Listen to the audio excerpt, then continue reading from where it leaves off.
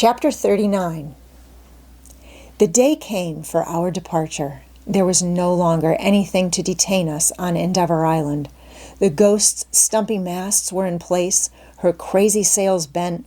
All my handiwork was strong, none of it beautiful, but I knew that it would work, and I felt myself a man of power as I looked at it. I did it! I did it! With my own hands, I did it! I wanted to cry aloud. But Maud and I had a way of voicing each other's thoughts, and she said as we prepared to hoist the mainsail, "To think, Humphrey, you did it all with your own hands." "But there were two other hands," I answered. "Two small hands, and don't say that was a phrase, also, of your father." She laughed and shook her head and held her hands up for inspection. "I can never get them clean again," she wailed, "nor soften the weather beat." "Then dirt and weather beat shall be your guerdon of honor," I said, holding them in mine. And, spite of my resolutions, I would have kissed the two dear hands had she not swiftly withdrawn them. Our comradeship was becoming tremulous. I had mastered my love long and well, but now it was mastering me. Willfully had it disobeyed and won my eyes to speech, and now it was winning my tongue. I and my lips, for they were mad this moment to kiss the two small hands which had toiled so faithfully and hard. And I, too, was mad. There was a cry in my being like bugles calling me to her, and there was a wind blowing upon me which I could not resist, swaying the very body of me till I leaned toward her, all unconscious that I leaned. And she knew it. She could not but know it as she swiftly drew away her hands, and yet could not forbear one quick, searching look before she turned away her eyes. By means of deck tackles, I had arranged to carry the halyards forward to the windlass, and now I hoisted the mainsail, peak and throat at the same time. It was a clumsy way, but it did not take long, and soon the foresail as well was up and fluttering. "We can never get that anchor up in this narrow place once it has left the bottom," I said. "We should be on the rocks first." "What can you do?" she asked.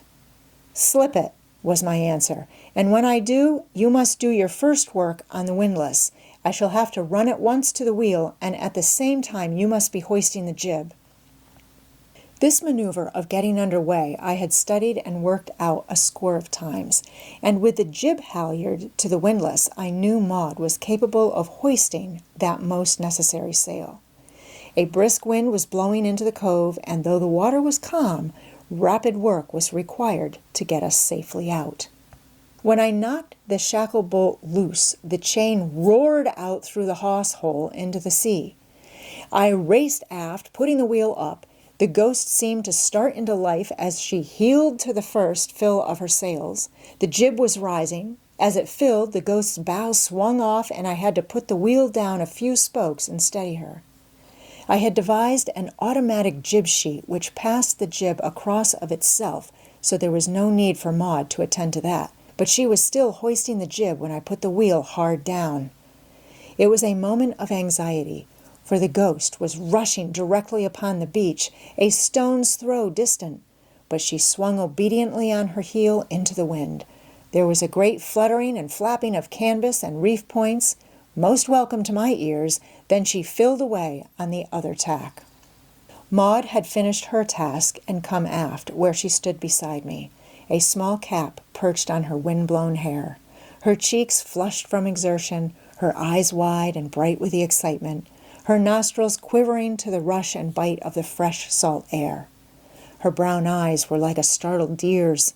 There was a wild, keen look in them I had never seen before, and her lips parted and her breath suspended, as the Ghost, charging upon the wall of rock at the entrance to the inner cove, swept into the wind and filled away into safe water. My first mate's berth on the sealing grounds stood me in good stead, and I cleared the inner cove and laid a long tack along the shore of the outer cove. Once again about, and the Ghost headed out to open sea. She had now caught the bosom breathing of the ocean, and was herself a breath with the rhythm of it as she smoothly mounted and slipped down each broad-backed wave. The day had been dull and overcast, but the sun now burst through the clouds, a welcome omen, and shone upon the curving beach where together we had dared the lords of the harem and slain the holluschickie. All Endeavour Island brightened under the sun. Even the grim southwestern promontory showed less grim, and here and there, where the sea spray wet its surface, high lights flashed and dazzled in the sun. "I shall always think of it with pride," I said to Maud. She threw her head back in a queenly way, but said, "Dear, dear Endeavour Island, I shall always love it." "And I said quickly. It seemed our eyes must meet in a great understanding, and yet, loath, they struggled away and did not meet. There was a silence I might almost call awkward, till I broke it, saying, "See those black clouds to windward? You remember, I told you last night the barometer was falling?" "And the sun is gone," she said, her eyes still fixed upon our island, where we had proved our mastery over matter and attained to the truest comradeship that may fall to man and woman. "And it's slack off the sheets for Japan," I cried gaily. "A fair wind and a flowing sheet, you know, or however it goes." Lashing the wheel, I ran forward, eased the fore and main sheets, took in on the boom tackles, and trimmed everything for the quartering breeze which was ours. It was a fresh breeze, very fresh, but I resolved to run as long as I dared. Unfortunately, when running free, it is impossible to lash the wheel, so I faced an all-night watch. Maud insisted on relieving me, but proved that she had not the strength to steer in a heavy sea, even if she could have gained the wisdom on such short notice. She appeared quite heartbroken over the discovery, but recovered her spirits by coiling down tackles and halyards and all stray ropes.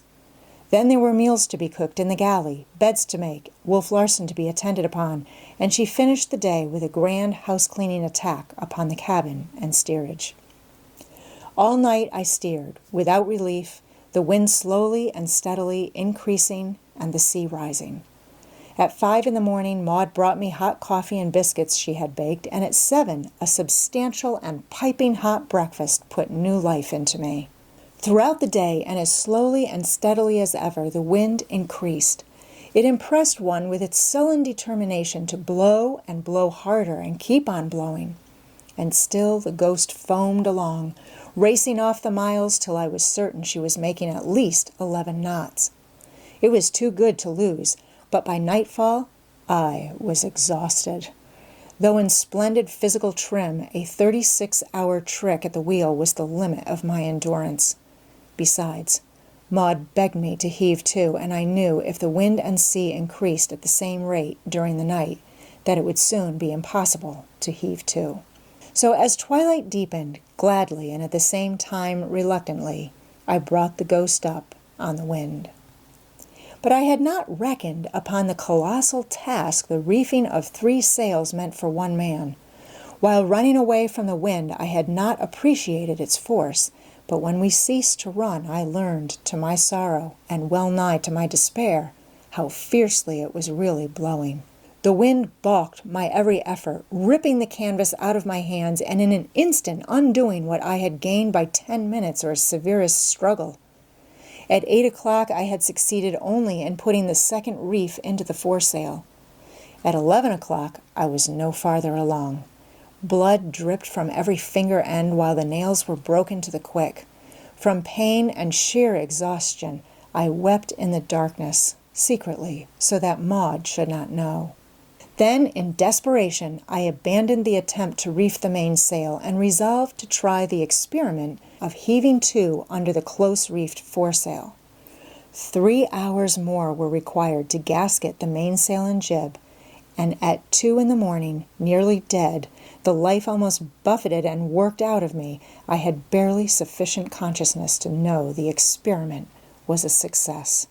The close-reefed foresail worked. The ghost clung on close to the wind and betrayed no inclination to fall off broadside to the trough. I was famished, but Maud tried vainly to get me to eat. I dozed with my mouth full of food.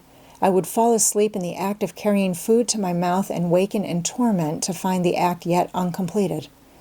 So sleepily helpless was I that she was compelled to hold me in my chair to prevent my being flung to the floor by the violent pitching of the schooner. Of the passage from the galley to the cabin I knew nothing. It was a sleepwalker Maud guided and supported. In fact, I was aware of nothing till I awoke, how long after I could not imagine, in my bunk with my boots off. It was dark. I was stiff and lame, and cried out with pain when the bedclothes touched my poor finger ends. Morning had evidently not come, so I closed my eyes and went to sleep again. I did not know it, but I had slept the clock around, and it was night again. Once more I woke, troubled because I could sleep no better. I struck a match and looked at my watch. It marked midnight, and I had not left the deck until 3. I should have been puzzled had I not guessed the solution. No wonder I was sleeping brokenly. I had slept 21 hours. I listened for a while to the behavior of the ghost, to the pounding of the seas and the muffled roar of the wind on deck, and then turned over on my side and slept peacefully until morning. When I arose at 7, I saw no sign of Maud and concluded she was in the galley preparing breakfast. On deck, I found the ghost doing splendidly under her patch of canvas. But in the galley, though a fire was burning and water boiling, I found no Maud. I discovered her in the steerage by Wolf Larson's bunk. I looked at him, the man who had been hurled down from the topmost pitch of life to be buried alive and be worse than dead. There seemed a relaxation of his expressionless face which was new. Maud looked at me, and I understood. "His life flickered out in the storm," I said. "But he still lives," she answered, infinite faith in her voice. "He had too great strength." "Yes," she said, "but now it no longer shackles him. He is a free spirit." "He is a free spirit, surely," I answered, and taking her hand, I led her on deck. The storm broke that night, which is to say that it diminished as slowly as it had arisen. After breakfast next morning, when I had hoisted Wolf Larson's body on deck, ready for burial, it was still blowing heavily, and a large sea was running. The deck was continually awash with the sea, which came inboard over the rail and through the scuppers. The wind smote the schooner with a sudden gust, and she heeled over till her lee rail was buried, the roar in her rigging rising and pitched to a shriek.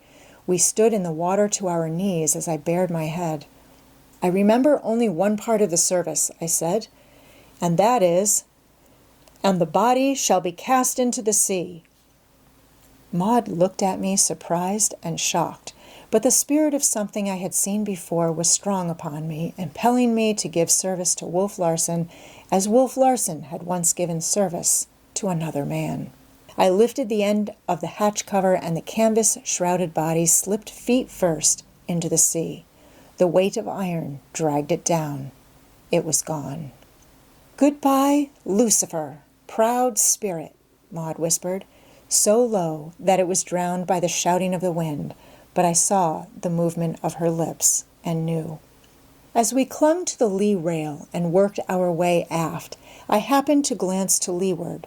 The ghost, at the moment, was uptossed on a sea, and I caught a clear view of a small steamship 2 or 3 miles away, rolling and pitching head on to the sea as it steamed toward us. It was painted black, and from the talk of the hunters of their poaching exploits, I recognized it as a United States revenue cutter. I pointed it out to Maud and hurriedly led her aft to the safety of the poop. I started to rush below to the flag locker, then remembered that in rigging the Ghost I had forgotten to make provision for a flag halyard. "We need no distress signal," Maud said. "They have only to see us." "We are saved," I said soberly and solemnly, and then in an exuberance of joy, "I hardly know whether to be glad or not." I looked at her. Our eyes were not loath to meet. We leaned toward each other, and before I knew it, my arms were about her.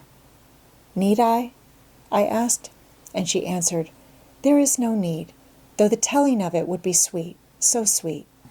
Her lips met the press of mine, and by what strange trick of the imagination I know not, the scene in the cabin of the Ghost flashed upon me, when she had pressed her fingers lightly on my lips and said, "Hush, hush."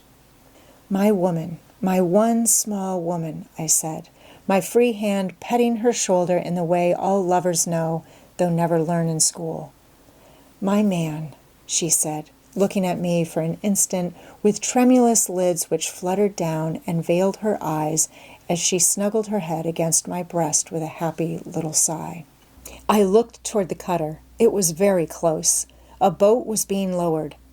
"One kiss, dear love," I whispered. "One kiss more before they come." "And rescue us from ourselves," she completed with a most adorable smile, whimsical as I had never seen it, for it was whimsical with love. The end.